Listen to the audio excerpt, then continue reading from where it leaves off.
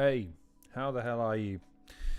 My name's Lord Risley, host of the Halcyon Show. How are you doing this evening? How are you doing? How are you holding up this week? And how are you generally? I'm curious because I like to keep tabs on everybody and I like to put everyone first and make sure that they're doing okay, because I figure if everyone else is doing all right, I should be able to manage. However, the reason I wanted to sit and talk is because I have something on my mind that, once again, I don't feel like I want to burden any one person with in my life. Charlie, good to see you. Anyways, I just want to talk because I have stuff on my mind, and this is weird, man. Like, most people have someone that they would talk to stuff about where they're not quite sure about what's going on in their heads and they want to talk it out. I don't really have that person, and so I don't like walking around with it. So this is my therapy. So welcome to the inside of my head. If you're tuning into this, I appreciate your time. I appreciate you listening. So here's the genesis of why I wanted to sit and talk, and why Charlie says is how you feel. Why are you feeling Charlie? What's going on? You okay? Like ongoing or just current recent So yeah, long story short, about 2 months ago, I was asleep and I woke up, and I woke up something like this, like that. And the reason I woke up is because I thought I was dead. I was like, something was in my head telling me you're dead, you've died, something's happened, you're dead, right? And I thought that was weird. First time in my life I've ever had that sensation. And then it happened again, and it's been happening pretty solidly for the last two months and a bit. Well, like I say, I won't be dreaming. There won't be any figures or thoughts or anything that I put my head on my pillow with. And yet, every night, without fail, I'll wake up just gasping for like I'm fucking rising out of the grave or something, man. Like, you know what I mean? And so I talked to my housemate about it very fleetingly. It's kind of an embarrassing thing to kind of admit to another person that, like, you know, you're thinking about death a lot. Especially when I'm perfectly healthy. There's nothing wrong with me. I didn't get any bad news. You know, I didn't get sort of... No, neither did I, Charlie. Again, I was kind of like, this is something to be seriously concerned about. But when I talked to my housemate, and he's pretty sage and pretty wise, he told me that it's actually quite common at a certain age, when you start reckoning with something, and that is change that you can't come back from. Or that's at least the way he phrased it. And the way he was phrasing it is, you're going through things now that are making you confront the finality of life, and you're struggling to come to terms with that finality of things. And that was about a week ago. So I was sitting at home yesterday or the day before, and I was just thinking to myself, what does that mean? What does it mean? Change that you can't come back from? Like, it's kind of a weird thing. And it made me reflect about 2024 in general. And that's when I started to think about what I'd kind of had to deal with this year. And I wanted to kind of, again, talk, because I like to let people know that even though you're going through your own thing, number one, you're not on your own, and number two, hopefully if my dumb ass can figure out a way forward, so can you. To give a brief summary of 2024, I remember in January just kind of thinking, like, what is this year going to be? What is this year going to yield? Like, what's the year going to be about? Like, is there a theme? And I kind of settled on this notion that I had to start moving on from certain things in my life that I'd become comfortable with. Yeah, I'm guilty, like most people, of getting into sort of a circle of life of wake up, go to work, come home, hobbies and social life, we move on, right? And that cycle ticks and just ticks and ticks and ticks. And every now and then there'll be something seismic and big that shakes the foundations of that and makes you have to either adapt or just fucking uproot and change the whole. But I decided it was time to do a couple of those things voluntarily, because I believe that growing stale in your own life is not a good thing either. So there were a couple of things I'd resolved to do. Number one, I'd resolved to try and move on in my career, and I'd resolved to try and move on as far as my relationships went. These two choices ended up being more costly than I think I would have ever imagined that they would have been. And so at this point, I'm picking and choosing whether or not to share absolutely everything at this point. I don't know if it's necessarily helpful to anyone else to share the details at this moment. But I'll share it because, I don't know if anyone else goes or has gone through this. So I'm a parent, but I've been a single dad for almost all of my... In fact, I'd say 90%, 99 fucking to 90% of my entire parentage, I've been single and a dad. That wasn't the case for the beginning of the year. The beginning of the year, I was still in a relationship with the person I'd had the most recent child with, and the relationship wasn't going how I wanted it to go, and I decided I didn't want to be spoken to a certain way anymore, so I put my foot down, and that ended up costing me pretty badly because now I'm not allowed to see my daughter anymore. And that was hard because when you come to grips with the British legal system and how few rights single dads have, and how expensive it is to just get your side of the story heard, it puts you in certain positions. So anyways, to kind of keep the story moving forward, because of how much I knew it was going to cost me in order to pursue that line, to just to get my rights and to kind of be able to move forward knowing that I had a plan, I had to change jobs. I had to start thinking about long term because I had to start thinking about being able to afford solicitors' fees on a regular basis on top of living, which is getting harder and harder. So I took a new job. The new job did not pan out because the new job was not what was sold to me. So again, that was two jobs that I left. So two sets of losses, if you will. And then, again, more recently, my son's mother, made it incredibly difficult for me to see my son as well, for reasons that I still don't agree with. And again, same boat. It's difficult. And here's the thing with both of those situations: I can always reconcile the fact that so long as they are safe and happy, and so long as they are taken care of and they have what they need from those that are around them, I can accept not being the focal point of their lives like I think and believe in my heart of hearts that a father should be. But I guess it's all starting to catch up with me this year because, again, like I said, about 2 months ago, I started having these fucking dreams. And I guess part of it is this belief that I'm entering a period of life now where the choices I'm making are having ramifications that I can't possibly foresee. And if I'm not extremely careful, or that I don't insulate myself to the extent that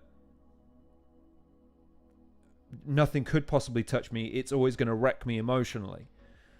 And that's why it was weird, because honestly, I'd compartmentalized a lot of this stuff, because I'm not being funny, guys.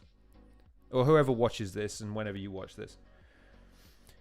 If you've got kids, I want you to think for a second. Okay? Because it's not the case for all three of my children. With one of my children, I have an amazing relationship, and that's all down to the mother. The mother is just so supportive and understands where I'm coming from. The other two, not so much, because they both have this belief that a father is not integral to the process and not really all that important to the development of a child, or indeed has a contributing factor to the child's happiness, and that's why they've chosen to exclude me in large part. But just from the human perspective, I want you to put yourself in the position of someone who I always wanted to be a dad. When I was a younger man, my greatest aspiration and dream in life was to be a family man, to be married, have 2 or 3 kids, and just work to support them and hopefully guide them into being great at whatever they wanted to be. Because even though my dad and my mum did their best for me, I wasn't really great at picking what I wanted to do.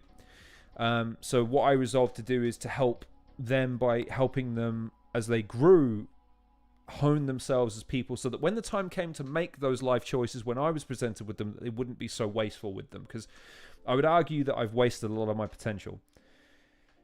So to go for... I appreciate that, Mark. By the way, again, it is going somewhere, right? This isn't just a pity party. I promise you. This is I've contemplated this and mulled this over, so this is going in a general direction. But I just want to make sure that the table is laid for why I feel like it was weird to start having dreams about dying or being dead, and then kind of realizing why it wasn't, and to kind of start reconciling with it, because I think a lot of people go through similar things where maybe they don't fully appreciate the gravity of the situations that they're in when they're in them, and that can be costly. So anyways, I come back to my point. I never wanted to be a dad. I didn't really aspire to be anything else, because to me the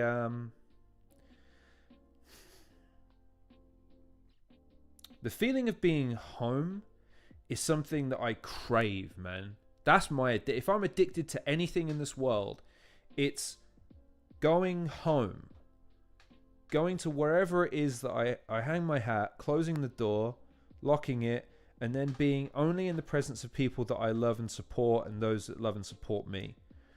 And the thing about that is that for the majority of my adult life, that has not been the case. And it's weird now to be in those situations. And it's hard to be in those situations because you end up coveting them almost too much. And so to have it kind of come and go 2 or 3 times in my life where I genuinely thought, right, I might just be over that finishing line, and then you're not, it's been hard. Again, I think what's happened is over this year in particular, having had my access severely curtailed with 2 of my children, and having to leave the job that I was going to retire in, at least I thought I was going to be there for 10, 15, 20 years. I ended up having to leave because they basically fired. They bought the company I was working for was purchased, and the company who purchased it decided it wasn't profitable and decided that the best course of action was to make everyone redundant. And my heart goes out to them because they're all still there, but I saw the writing on the wall months prior. I didn't want to leave, but I also wanted to have my destiny in my own hands. So I felt it was only right to go and to try and make an opportunity out of it. And hence why, trying to join 2 things in hand, I figured, right, if I leave for a new company, not only do I not have to worry about losing my job, the extra money that I earn, I can put into solicitors to start building a case in order to get my access back. And then for that job to not pan out after 3 months because of things that I won't go into here, because I want to, again, still retain some modicum of professionalism. It's been hard having it taken away from me. And I guess part of me is starting to reckon with the fact that there's going to be a large part of their lives that they're going to grow up without me. And that really breaks my heart.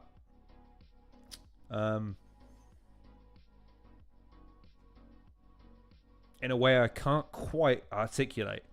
So yeah, I guess, again, these dreams are weird because, again, I really wish it was something that I was...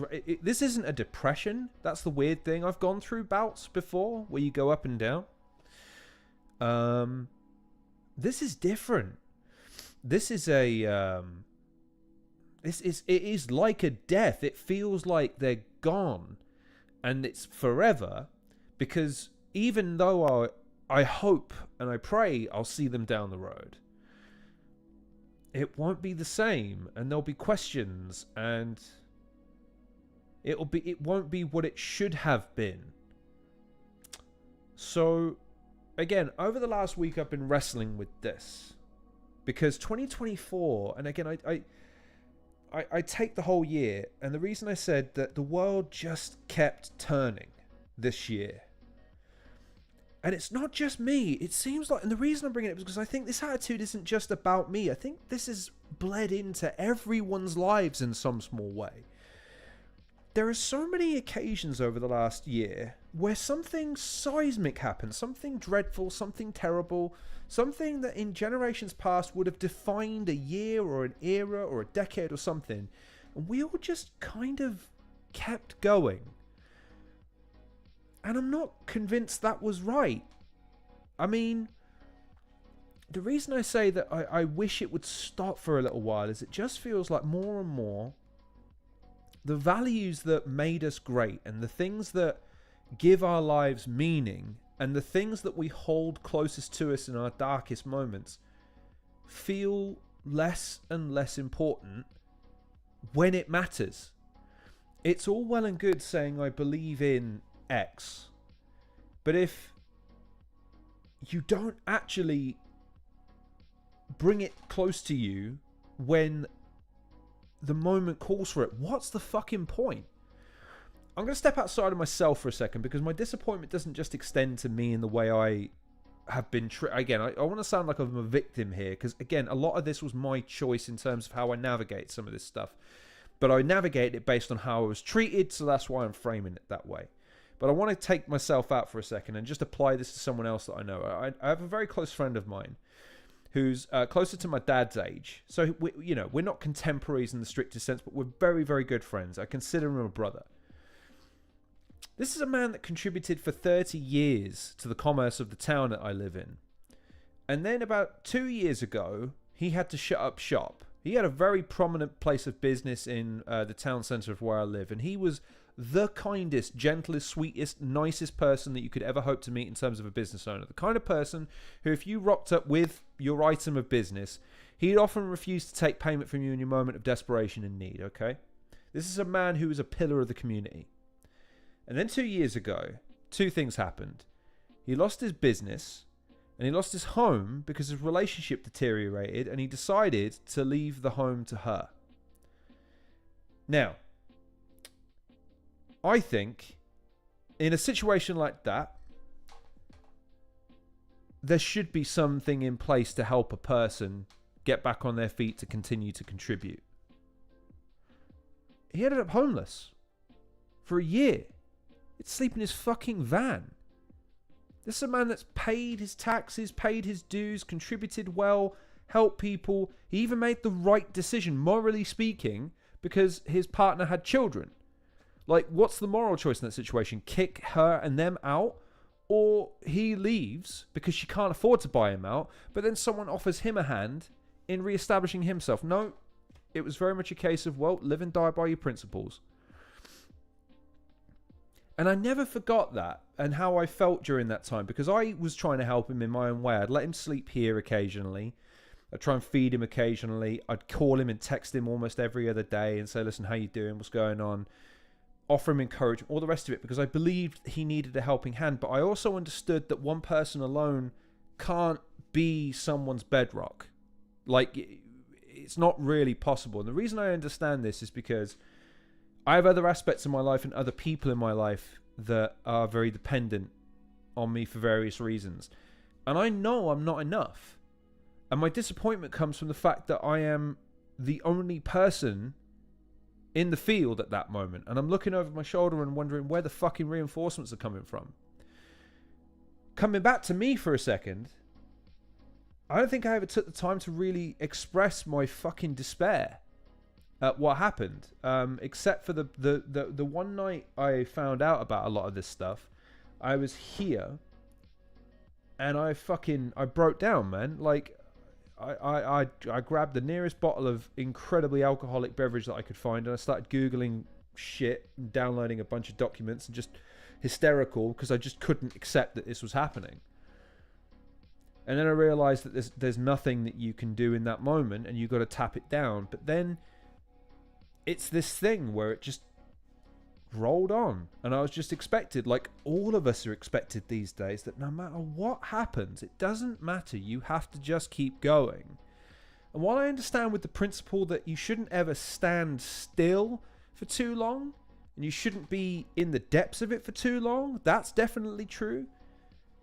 Sometimes, man, I wish the world would just stop for a second, so we could all just fucking breathe and come to terms with what we're actually seeing and hearing on a regular basis, so that we could fucking decide if we're actually happy with it or not. My most recent example of this would be I resigned from my position. I didn't pass my probationary period as far as I'm concerned, so I gave my resignation. And so going and looking for work was depressing enough, because if you've ever looked for work, it's one of the most dehumanizing experiences of your entire fucking existence, because every recruitment agency believes it's their God-given mission to make you redistribute and redefine every aspect of yourself for the purpose of a CV every time they sit down with you, despite the fact that they're all going to have the same fucking conversation with the same potential recruiter. So I tell you what, let me just read some of the comments, because I want to make sure that people have their say. So, Michael, I appreciate it, man. Like I say, I'm sharing because I have a point at the end of this, I promise you. Charlie's saying it's information overload, in my opinion. What is it in terms of what? Just dealing with everything at the same time, or is it too much on my end to you? If it's my end to you, I apologize. I'm just trying to make sure that I've got full context. I'm not sharing with you everything. Let me just share.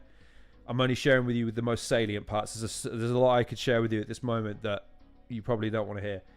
The world can't stop, but we individuals can...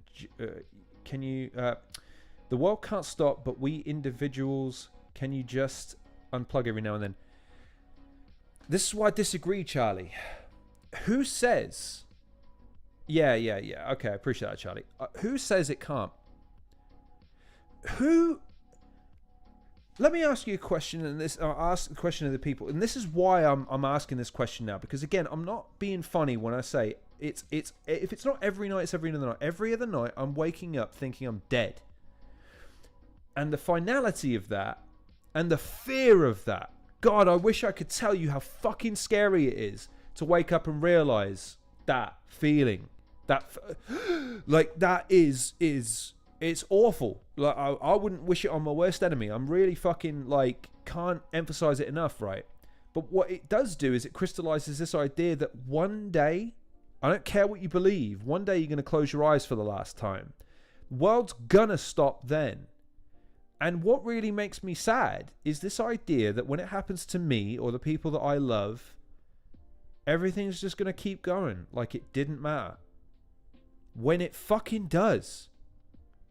Each individual life experience, moment in time, these are what life is.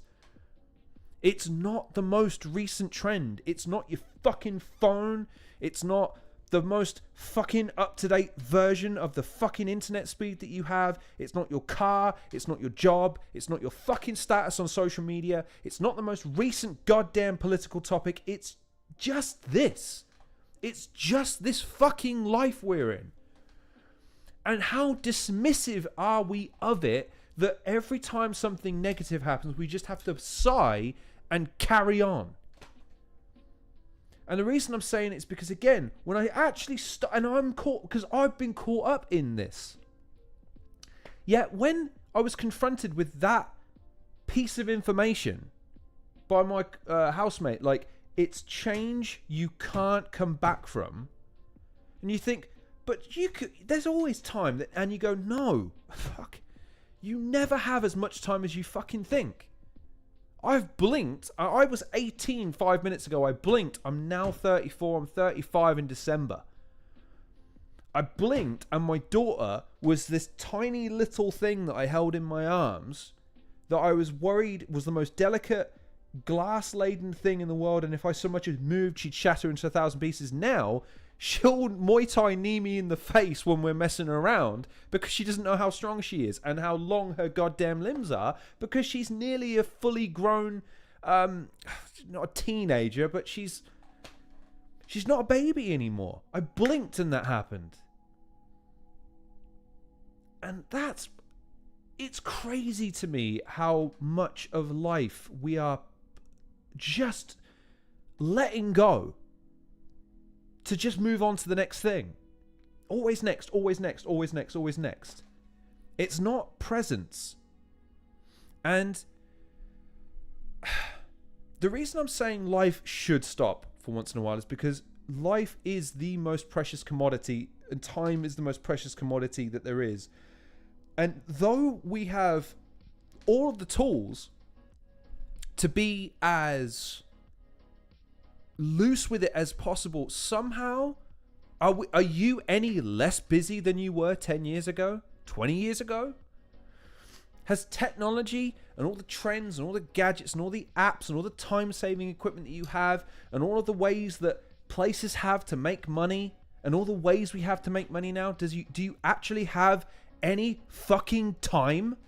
Or are you busy? Or are you so busy now that there are companies that will sell you powdered fucking food because they tell you, or they ask a question, are you so busy that you don't have time to fucking eat?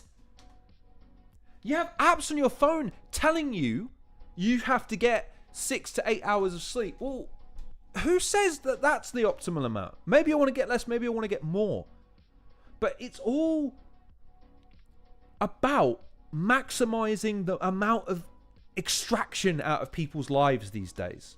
It's got nothing to do with appreciating what we get. It's always the next thing. It's always the bigger thing. It's always the newer thing. It's always the hottest tea. And I'm sorry, this is the other thing. Talking about this now is kind of weird to me in the context of this, because a lot of this stuff happened months ago.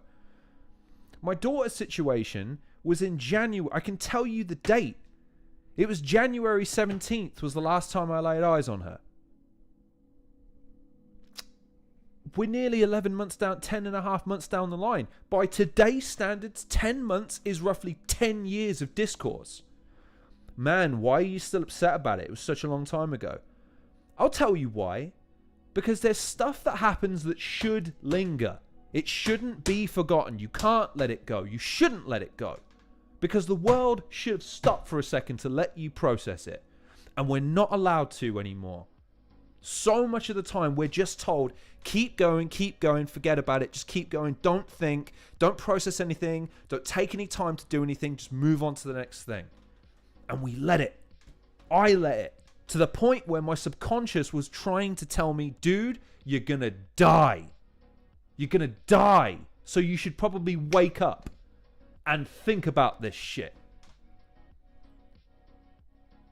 And I'm pointing this because I don't think it's ever out of everybody's hands. Every time I've gone on one of these little rants, it's because I want to appeal to everybody that hears me that you have more power than you believe when everyone has a consensus to decide, actually, this is bullshit, we don't like it. Power always retains and remains with the people. Money might come and go, the dynamics come and go, the social stigmatization of certain aspects of our society will come and go, the mechanisms that are in place to extract value and wealth from you will come and go, but people will always retain their power. And you decide the culture of something in what you're willing to abide by and what you're willing to allow to go in your life.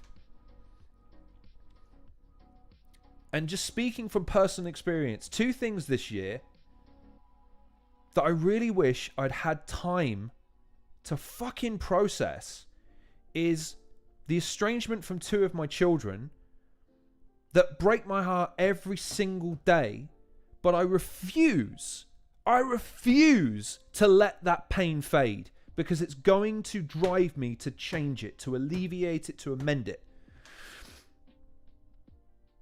And this whole bollocks with recruitment, because the recruitment aspect I'm going to do a separate video on one of these days, because God knows if that needs talking about.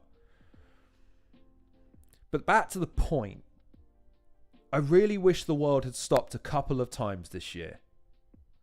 And it's just crazy to me that for the last 2 years, 3 years, probably since COVID, or maybe just before that, it was a crazy thing to think about, like grief being able to actually be felt and dealt with.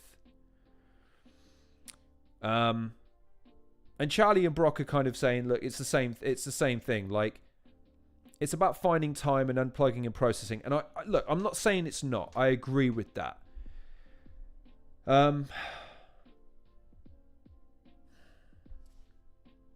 But yeah, man, like I say, I feel like you don't have that anymore.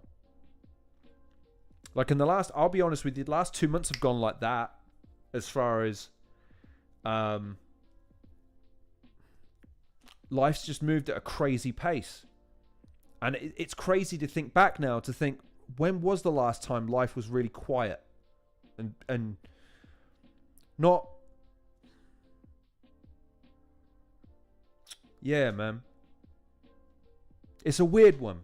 And it's a feeling. I have to be honest with you guys. That's why this is one of those videos where I'm trying to talk it out in real time, because it's a feeling. It's something that I'm kind of trying to manifest in my mind and articulate in real time. And it's on the tip of my tongue. It's at the forefront of my mind. And I want to give it a name, or I want to kind of typify it in some way. But that's why I talk about it, because it's just a feeling. And it's why I like hearing what other people think in moments like this, because then it lets me know if I'm talking out of turn. I mean, I'd be interested to hear what people think, to be honest with you. Maybe not as something as severe. I hear estrangement from one's children is one of the most stress-inducing and most painful things that one can endure. I'd like to hope that it is, because then hopefully most of you don't endure it. Because I gotta be honest with you, man. Feeling redundant in your own life is, yeah, it's not pleasant.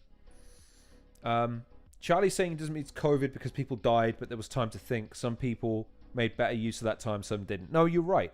I think COVID, for me, I don't look back on a period of COVID with too much negativity. I'll tell you why.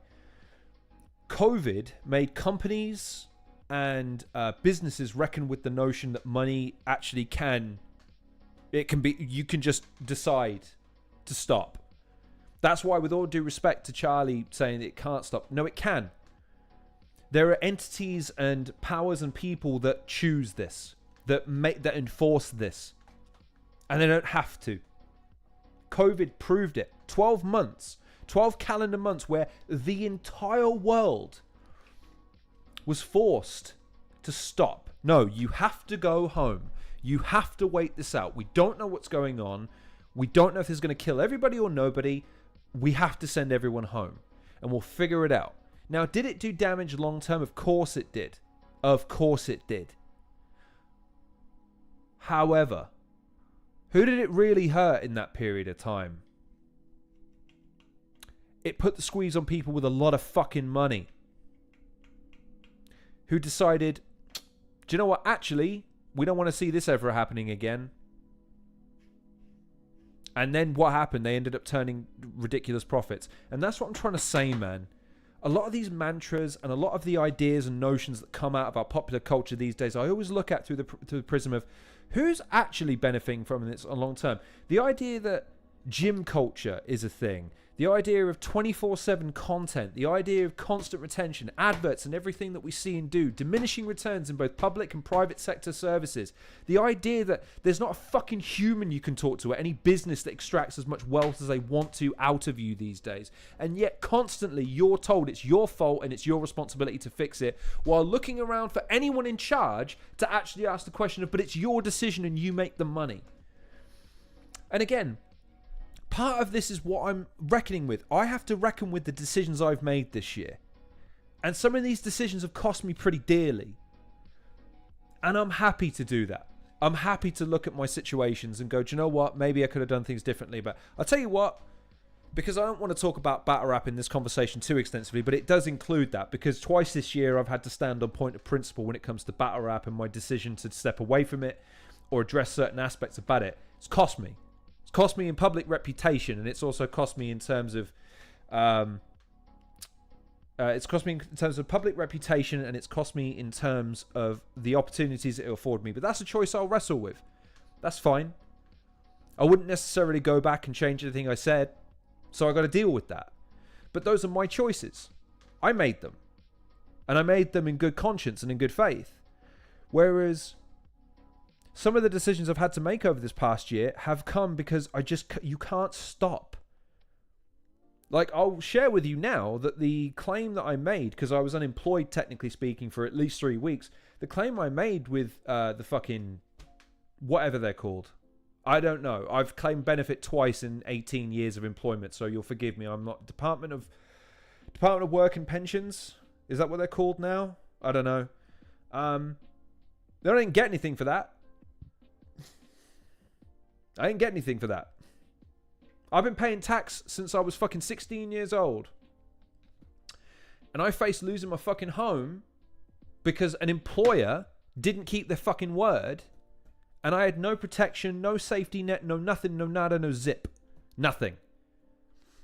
And there are people that want to complain about tax cuts or tax enforcement on their wealth. Fuck you. Want to know why people like me can't take a breath? Want to know why people like me can't stop and smell the roses and take in the world for 2 seconds? It's because people like me fear getting an energy bill through the post. People like me fear having to put food on the table, affording things for my children. People like me have to fear the next opportunity being taken away from me because of business decisions that are made exclusively through the prism of making profit. Not money, profit. And yet no one's ever here to answer for these questions. It's on us, the people, the day-to-day schmoes, to fucking figure it out day to day. And it usually revolves around something along the lines of getting a coffee from our favorite fucking coffee vendor in the morning, going to work, pretending we don't want to murder everyone in the building that we're in, going home and watching copious amounts of digital entertainment until our eyes can't stay open anymore and we pass out and do it again the next day. Who thinks that's a good way to live? I don't, because I fight against it. I try and do this as an alleviation of that, as a hobby, as something to exert myself positively and creatively. I go to the gym. I try and keep my expenses as low as is humanly possible. All of this stuff to try and keep myself self-contained, because that's what COVID taught me, is that money wasn't important. It was independence of myself and people.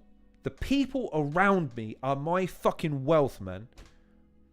My friends, my family, the people that I can call at a moment's notice to say, I've had a crash and I need picking up, or my kidneys died, I need a new one. That's the real wealth. And yet these are the same people that we forego on a regular basis in lieu of things that we shouldn't be, like our jobs, like our social media, like our pursuit of wealth, like all this bullshit that none of us will care about when we're on our deathbeds, when we're lying there and we can't even take a piss without some fucking medical assistance. Will you really care about any of this shit? Then why do we prize it for 90% of our fucking lives, man? And more to the point, why do we prize it over the suffering of each other? I've just told you in great detail, or at least some detail, what I've gone through over the last 12 months. I'm sure you watching this, you have suffered too. I have no doubt there's been darkness and dark moments in your life that you have been forced to confront and deal with just by yourself, because there is not the support network there for you for it. And my heart goes out to you. It really does.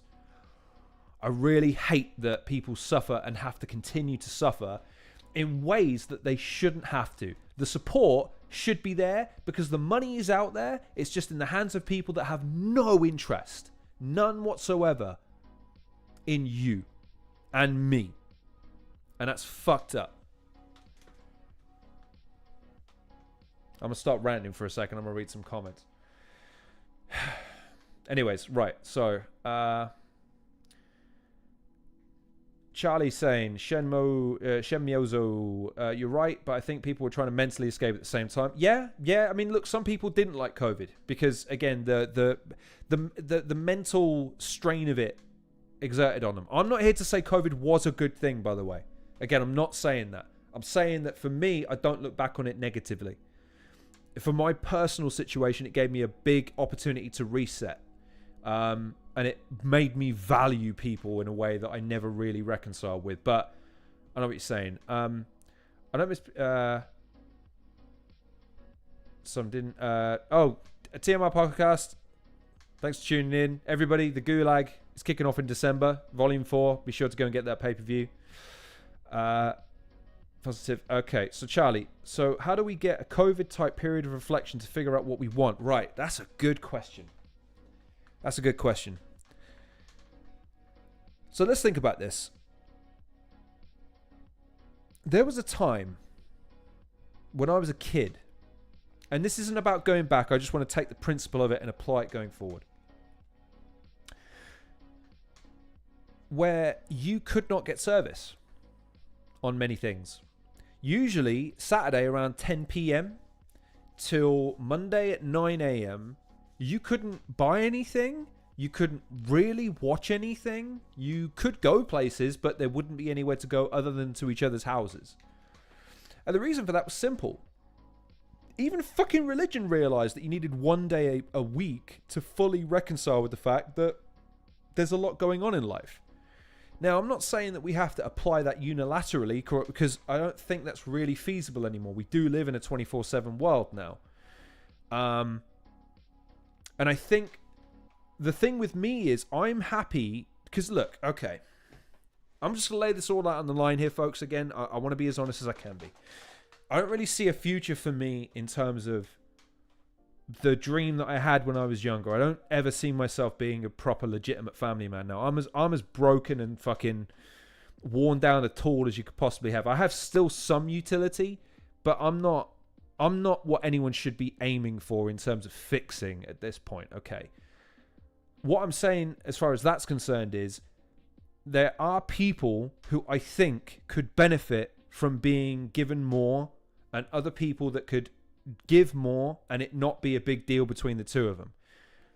I'm happy to work 10, 11, 12 hours a day if that means that someone else works 6 and spends more time with their family. I'm thinking about mums that work. I'm thinking about dads that don't get their kids until the weekend, but like me, sometimes I enjoy having my kids overnight. I love having my kids. I love picking up my daughter from school, giving her dinner here and putting her to bed. Even though it's only 2 or 3 hours that I might get with her, that 2 or 3 hours is amazing. It's beautiful. It gives my day meaning at that point. I'm waking her up in the morning, getting her into fucking school gear and getting her off to school. It's beautiful. You get to see just her being her. You know what I mean? Like, it's a pleasure and it's a privilege to be around it. And that's all I'd want for most people, is to be around more of the things that they want to be around more. Like, that's why I think, and I genuinely do think that to answer Charlie's question here, how do we do that? Well, one thing is you keep working from home. You keep hybrid working, and better still, you start to amalgamate more roles with it. And you've seen the opposite. How many companies have you heard of that are trying to retract or just outright eliminate hybrid working because it's now a thing where we can't have people fucking sat at home happy? Oh, it's not very productive, and company dictate, oh, it'd be good for the work. Fuck you. It comes from one place and one place only. It suited you during the pandemic. It still suits you. It's just you don't want to fucking admit it, that you were sitting on a good idea for 30 years. And instead of doing what was right by the people and their fucking families, you decided to passively aggressive make people lose not only the time out of their day being in a fucking office that no one wants to be in, but the commute. I had to explain that to someone the other day, that they don't realise that there's potentially 12 to 15 hours a week that you give to the company that you work for that you don't get paid for because it's part of your commute. And that's not a good commute. There's motherfuckers that have to travel to places like London or Manchester or Liverpool or God knows where it's a 3-hour commute there and a 3-hour commute back. And you don't get paid for it. Make what people work from home and suddenly you get a pretty decent deal. And yet, that's a completely unreasonable statement or wish to make now. Why? And it's because companies and people who are in a position to be able to extract value out of you think that there's value being left on the table by letting you work at home. It's about extracting every single solitary penny and ounce of attention out of you, the consumer. We're all just fucking farm animals to be extracted, herded, farmed, and milked for what we're worth, and that's it. That's why, again, during COVID, the lesson was people are the commodity, man. People. Not money, not anything digital, not anything that you can package and fucking ship somewhere. It's people are the commodity. This and this. People's courage, determination, intelligence, and ingenuity are the things that ultimately got us through COVID. And now you got shit like AI-driven call centers. Why? Well, because it's cheaper. Right, but companies exist to provide jobs for people. The word company means a group of people that are there to achieve a specific purpose. I suppose they wouldn't call themselves companies anymore. They'd call themselves businesses because that would be closer. But again, I'm veering from my point. I'm sorry. I'm in a ranty mood now, and I'm sorry. It's because I'm sad. I turn my sadness into anger sometimes. Anyway. The period of reflection I would have just by making the work-life balance as rigid as possible in terms of 8, 8, and 8 at the very, very minimum. 8 hours of work, 8 hours of play, 8 hours of sleep. Stop making people feel like they have to sacrifice one thing for another, because they don't. You don't. There's plenty of people to do plenty of work. Why does someone have to be sat in an office for 10, 15 hours, 10 or 12 hours a day? And why do people have to work until they're 60 or 70? Shit like this. All of this stuff that you kind of have to reconcile with. And again, I'm not being funny. This kind of came to my attention when I realized just how much time I'd spent over the last couple of months just trying to get a fucking job. I haven't looked over the paperwork for the fucking court stuff in a month because I just haven't had fucking time or energy. Like, it's distracting me from the important shit. And if the world was just a little slower and a little quieter, and we weren't constantly at each other's throats as well, the competitiveness I see at the moment. Tell me if this has happened to you this week. You've been on your way to work or to a place of business, to a shop, to a fucking weed dealer, whatever it is, whatever your poison is. And just even walking, you're competing for space. People bump into you. They don't move for you. They don't say thank you. They just constantly on their phones and not paying attention. No one says hello to each other. No one greets each other. We all treat each other like we're fucking aliens. And yet, every single one of them is going through what you're going through to a certain degree. And there's no impetus to show kindness. None. Even though we live in an age where we're doing every other fucking day is something awareness day or something awareness week. It's made us desensitized to the people that are actually within touching distance of us, that are actually there in our lives, man. To the point where if I walk down the street with my head up, wearing a suit to work, because I try and take some fucking pride in how I appear at work these days, since I'm gonna be in a fucking office, I might as well put on a fucking appearance. People give you this weird, who do you think you are energy. And it's weird because it's like, negativity spreads like a goddamn virus, man. It's so easy for shit to get inflamed and misconstrued and spread. And yet just the tiniest iota of kindness can be all it can take sometimes. It really is that powerful.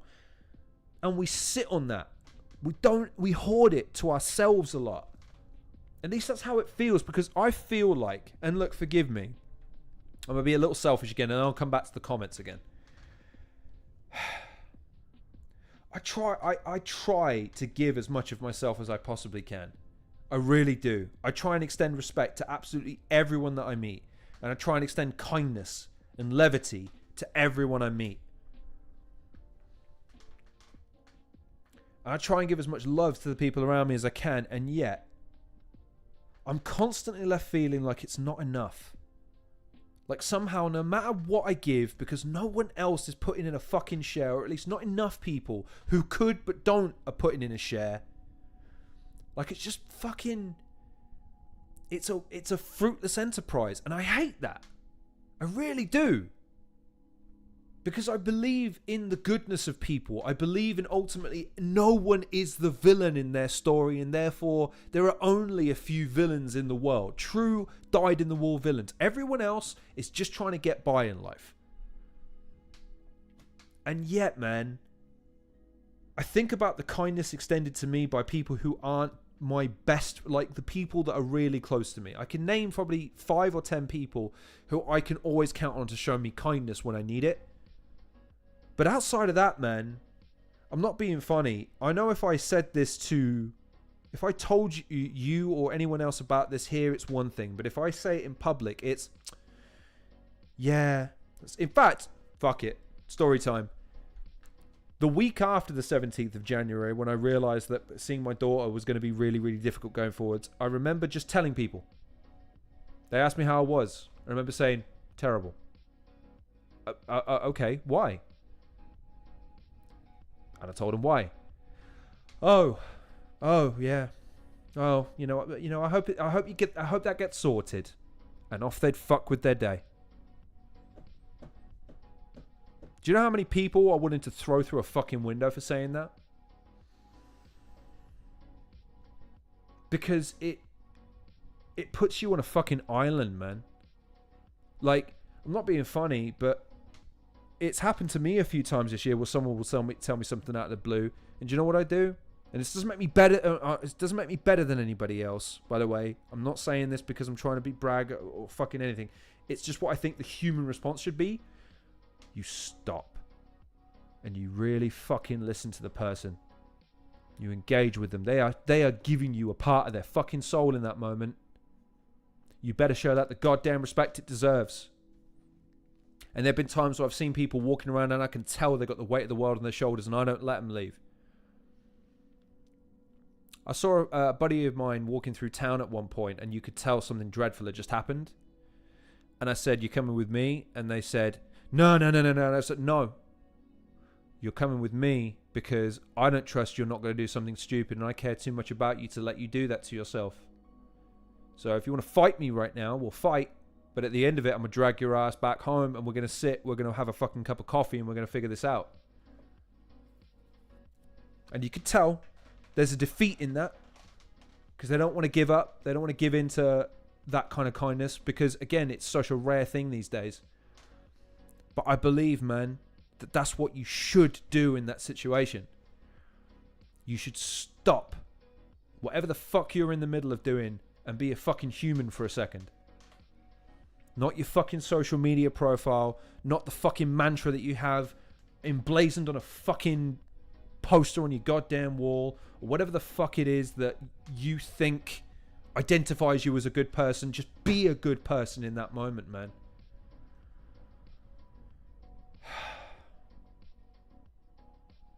Alright, anyways, right, I'm going to stop ranting for a second. Let me read some of these comments again. Sorry. Michael says, unless we have COVID again, I don't think we can. I believe we can. I believe that it's a conscious decision we make that we choose not to. But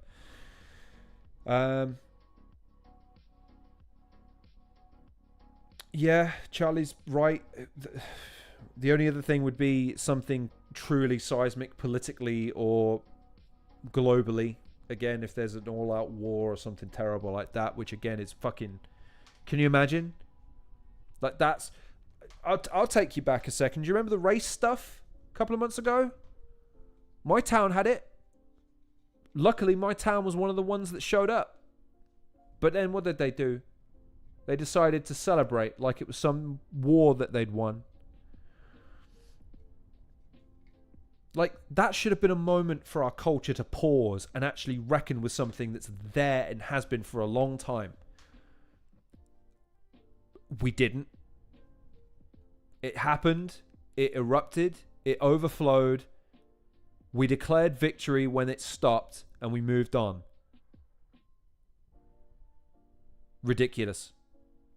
Ridiculous. If that's not evidence of it, I don't know what is. Because that was an awful time in UK history.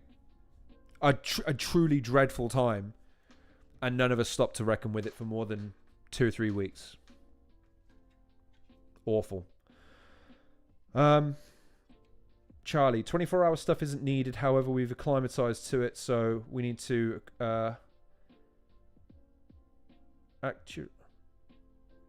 I think you mean acclimate. We need to acclimate ourselves out to start our wave, man. Well,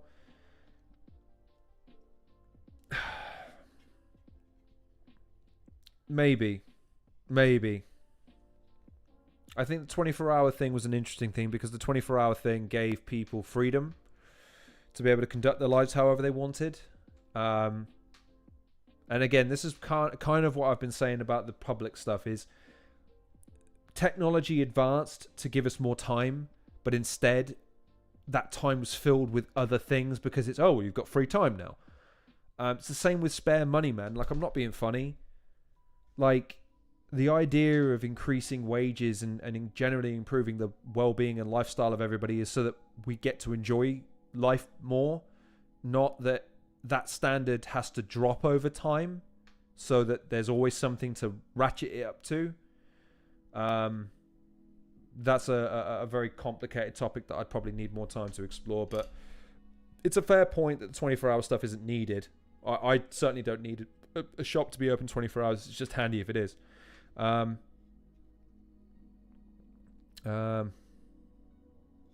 and Charlie, look, the working from home stuff is again, it's freedom. It's letting people run their lives. You know what I mean? It's letting people generate and organize themselves in a way that's actually helpful. Yeah, teachers have some teachers really do have it. Recently I had to work with a bunch of teachers in the job that I did. It's interesting. The statement that I got from them was, I worked in IT at the time. I will share this with you because it's just one of those things that you just need to wrap your head around the statement. I worked in IT and my job was to help support schools and their IT equipment. Part of it is explaining like how it works, because 9 times out of 10 the issues stem from just a lack of general understanding about how it works. And the statement that I used to get most frequently is, I don't like technology and I don't want to learn anything either. Just wrap your head around that. A teacher saying, I do not wish to learn anything. Do you remember at the beginning of this when I said it was a mentality thing? Wrap your head around that for a second. Yes, Charlie, consideration is a very, very, very low point in our history because we're all dealing with a lot. That's why I said in this section, I know everyone that watches this is dealing with some relatively seismic shit in their lives. There's just too much stuff going on for it to not affect you in some small way, even if it's just money is tight. And every single time you go to the shop, you're weighing up how much money this costs versus this costs, because you got to think about not just today, but tomorrow and the week after that. Like, you're choosing to buy a bag of coffee over that more healthy piece of food. Like, that's how I sometimes get, is I go into a shop and go, can I afford to eat healthy today? Or do I got to buy something cheap and cheerful just so I'm not hungry, but I know it's dog shit for me? Or do I buy something healthy, but then go hungry for the rest of the day? Like, again, being unemployed brings that shit into contrast for you, I'm telling you. But yeah, that's what I'm saying, man. That's why I try and bear consideration even when I'm walking down the street and I see people.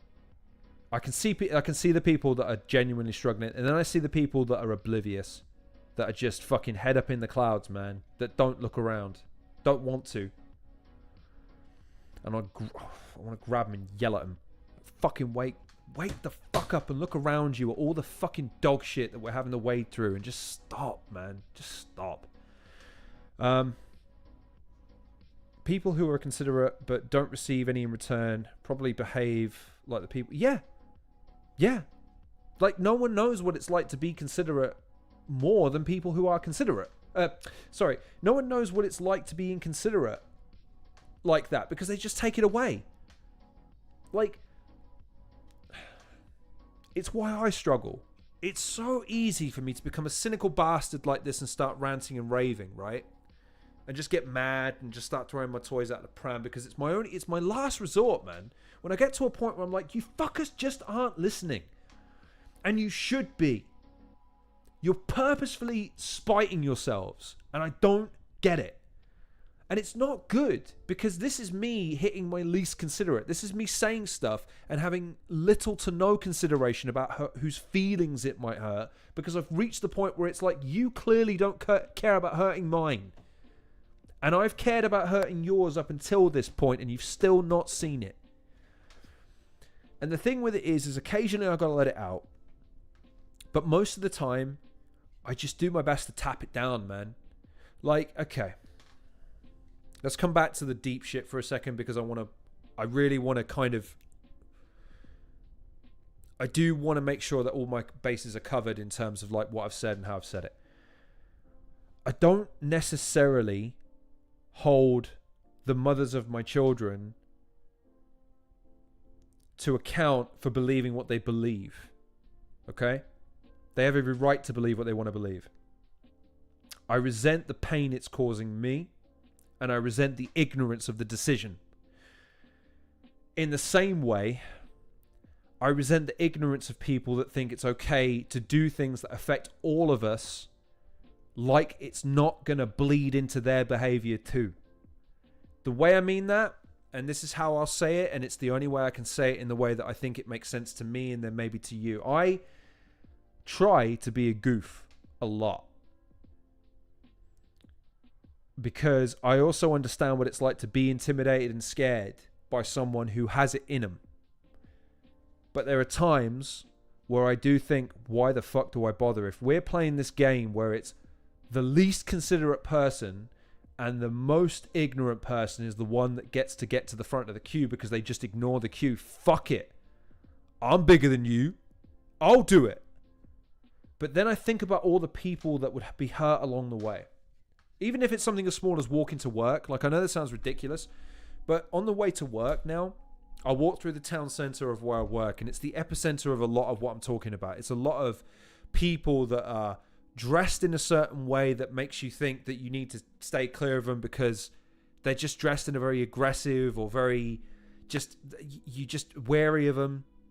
Then you've got a lot of people that can't dress with any kind of flair or any kind of personality because you can tell that they've got a fucking polo shirt or some shit on that they've got to wear because it's part of their dress code or some shit like that. So it's worn down, it's creased and all the rest of this sort of stuff. And you can tell it, again, it weighs on them like fucking chainmail, man. And then you get other people that are just trying to stand out. They're wearing stuff to try and pop. They're trying to fucking, you know what I mean? Just try and feel like they matter in a world of people that don't care, right?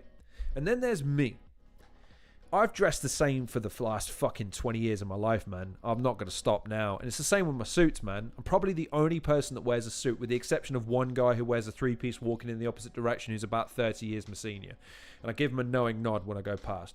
But the point is, when I walk through my town centre, the one thing I never see anyone do is look anyone else in the eye for more than 2 seconds before they either look away or they look to the ground. And I try and look everyone in the eye and give them a nod, or give them a smile, or give them a wink, or say good morning. The reason for that is because even though I might not know who they are, I don't know if they live in the town, I don't know if they just commute for the day, or if they commute there every day. These are my neighbours, man. These are the people I live with. These are the people that make up my town. And again, even though the way they present themselves a certain way, or they carry themselves a certain way, again, my mantra is very simple. You have my respect until you lose it. And your actions will dictate whether or not you lose or gain that respect. A lot of people lose the respect pretty quickly. That's true. But there's certainly a lot of people that gain it too. And it's hard. It's effort. Because the easy thing to do would be just to put my head down, move, like just, sorry. Sorry. Instead of when someone fucks up and you just go, oi, move. Mother with kids trying to get through. Move your big fucking stupid fucking ass out of the way and let them go because they need the space. You don't. You can wait. Wait. Slow the fuck down. Stop rushing everywhere. Give yourself more time. Afford yourself a bit of extra breathing space. Give everyone else room. Give everyone else a bit of space to breathe. I know it sounds like a silly thing, but I just wish things would slow down. Generally, the hustle and bustle is not necessary. It is not necessary. It stresses people out. It makes people angry. It makes people short-tempered, irritable, agitated, defensive, apprehensive, insecure, and fucking paranoid, man. And It's stuff like this that I'm ranting about because it all contributes to the same mindset that we're just always against it, always against the clock, always rushing, always running out of time. And we're not. There's never as much time as we think, but we have more time than we give ourselves credit for. I really do believe that, man. Anyways, last few comments and then I think I'll wrap because I think I've been talking for over an hour at this point and you guys must be getting sick, so I'm sorry. Didn't nationally, but locally. I don't think so. I think, Charlie, the race riots over here or the riots over here were very much swept under the rug because I think a lot of people struggle to reconcile with the fact that a lot of the people they live with are racist. The point I made is this: you can't beat racism out of the hearts of people. You can't scare it out of them either. In the same way, hopefully, you can't beat people's beliefs that you are all equal out of people, and you can't scare it out of them either.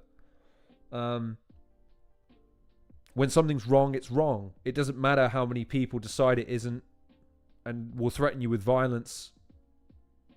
Wrong is wrong. Discrimination against anyone for any reason is wrong. And I think a lot of people were quick to declare victory in certain areas because people then didn't turn up, kick off and have a riot and get violent. Knowing what I know, man, I encounter racism almost every day at this point. Not to me, but about other people. And until you start reconciling with it, man, it's a wound that won't heal. And it's going to cause way more suffering down the line than you have any idea about, because it's like anything else. If you don't get rid of it, it comes back worse. Because it all, again, the ideology and the metapath of racists now is evolving to be stronger than it was before, even more ignorant in places. And this idea that we chose not to engage with people and instead we decided that they were just evil rather than ignorant or whatever, meant that neither side engaged with each other in a narrative basis. They just fought. And at that point, when hands start getting thrown in situations, the argument's done, man. No one wins. It's just whoever comes out on top in the physical battle. But you don't kill the idea that way. In the same way that I know I'm not going to fucking... I know I'm not going to enforce a lot of what I'm saying in this stream on people. I can't force people to treat each other nicely by saying, do it or I'm going to throw a paddy. I can't tell people to respect me because of what I've done over my career or what I've lived or what I've experienced and how I can articulate it. I can't make people feel sorry for me for what I've gone through in any other way than I can only appeal to your human nature of saying, look, this happened and it tore me up. And I hope people can understand that it was hard to share it. But I want to share it because I want to say that the lesson that I learned is that it is so critical and important to stop sometimes. Not slow down with a view to speeding back up again. It's no. Something's broken, man. Something's fucking shattered, and it's going to be just as painful picking up the pieces as it was the impact of it. And that's not just something that you run along carrying the pieces of, expecting it to ever get better. And there's no excuse not to give people time and to let people have time to grieve, to suffer, to process, to grow, to fucking start again if necessary. And I just feel like this year, the lesson I learned is that life at the moment is geared in such a way that if you stop for even a moment, you suffer in ways that you will not believe. You'll get left behind, man. I'll give you one last example of my evidence of this, and it's something that I ranted about, so I'm sorry I'm bringing it up again, but I need to use it as an example of no one is exempt from this. Literally no one. This is where it gets us. Chester Bennington, Linkin Park. Is there a singer more synonymous with a band? Nope. Maybe Bono and U2. Maybe fucking, I don't know, name a band and a singer, like... When you can move on from something like that because that's the culture of the world now, is nothing is irreplaceable. No one is irreplaceable. If you die tomorrow, you get replaced.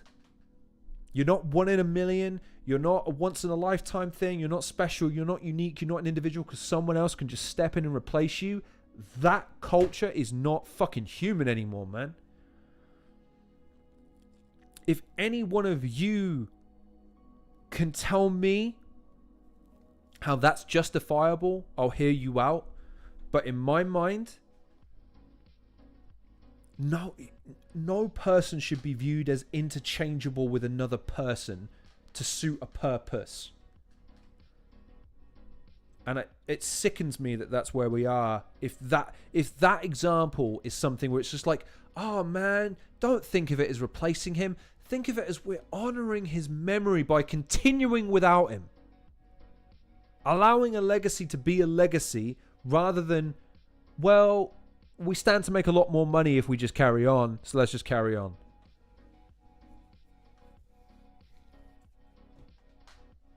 It really troubles me. And again, I'm not being funny. I put it in my mind in the same way. I'm a father. It is not possible for my children to exist without me.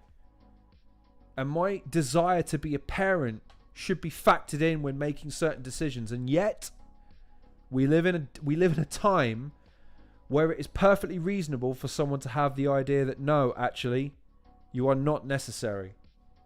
You are not integral to this process, and worse, you are interchangeable.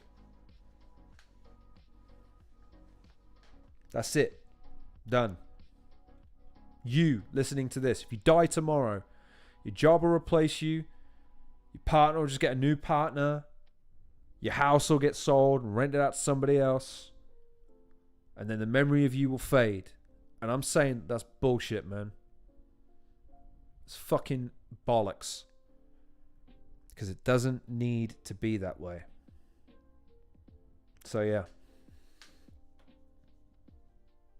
The world needs to stop every now and then, man. Things, people, and the things that they did, and the way that they mean to people should matter. And how you feel in moments where you can't carry on should be accepted and embraced and encouraged to be explored until you are ready to move on. Not a moment fucking sooner, man. So long as the option is always there to carry on. And a couple of times this year, man, I really needed to tag out for a bit. But you can't. You have to just keep going, and I don't care, man. Humans aren't built that way, man. They're just not. Anyways, I'll read the last couple of comments because I want to make sure everyone's had their say. So Charlie said, people don't look out for each other because that's how occasions happen. In a city, you never know anyone else's intentions unless they're your friend. That's true. Again, it's not being funny. It's the reason I present myself a certain way so I don't invite physical altercations, because most people look at me as being a bigger guy and therefore not worth the hassle. I'm not saying I'm the biggest guy. I'm just saying, though, that most people would afford me the space if I forced it. But, dude, I try and, when I'm going through town, I shimmy, I shoulder, I just try and not be the root cause of someone's worst part of their day. You know what I mean?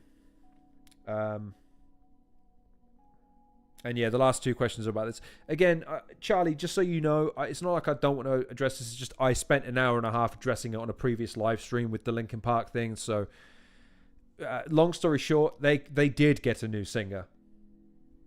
So it's kind of mute. I just feel like they shouldn't have done for various reasons that I went into in great detail on the previous one. So I won't do that. But it comes back to my same point, is that when even someone as important and integral to the identity of something that meant as much to millions of people as a band like Linkin Park can be replaced, I think we've hit critical mass when it comes to the value of a human being and the life and the impact that they had on people. In terms of that's how much we give a shit about it. So yeah. Anyways, I will keep everyone updated if anything changes with regards to my personal situation, because now that I've shared, I feel like you all have skin in the game. I really appreciate you listening. I apologize for how incoherent this was at times. I apologize for how vitriolic it felt at times. But again, if you are now watching and listening to this, I'm begging and imploring you specifically once again to try and remember that you are incredibly significant in your own way, and that no matter what anyone else wants to try and do to you in order to diminish that value or that perception of that value, I need you to fight against it. I need you to remember that you are not a company asset. You are not an employee to be dismissed on a whim. You are not some fucking line on a spreadsheet somewhere. You're not a set of digital codes. You are a person, a human being, an individual of consequence. And that your actions, demeanor, outlook, and philosophy will have an outward effect. Make it positive. Be the best part of someone's day if you can possibly help it. And when the world needs to stop for you, fucking make it stop. Don't accept this notion that because you are just a person, you have to just get along. Fuck that noise, man. I don't accept it. Neither should you. You're worth more than that. Worth a fuck sight more than that. And don't fucking forget it either. Because I get attitudes change. But fuck, man. I refuse to believe that when I close my eyes for the last time, when all is said and done, that it didn't matter. It feels like that so much these days, but it's just a fucking feeling. It's not the truth. The truth is I and you and anyone else that watches this, when we're done, will have had indelible impacts on almost everything that we ever interacted with. And that's to be fucking celebrated and held high. And that's that. Period. Anyways. Normal service will be resumed soon. We have an interview with Kingsley Thunder dropping as soon as I can. I'll be doing some reaction videos on something more positive, a la battle rap. I'll let you know when more interviews are lined up. But in the meantime, as I said at the beginning of this show, I sincerely hope you're taking as good care of yourself as you possibly can. I hope you are as well as you can be.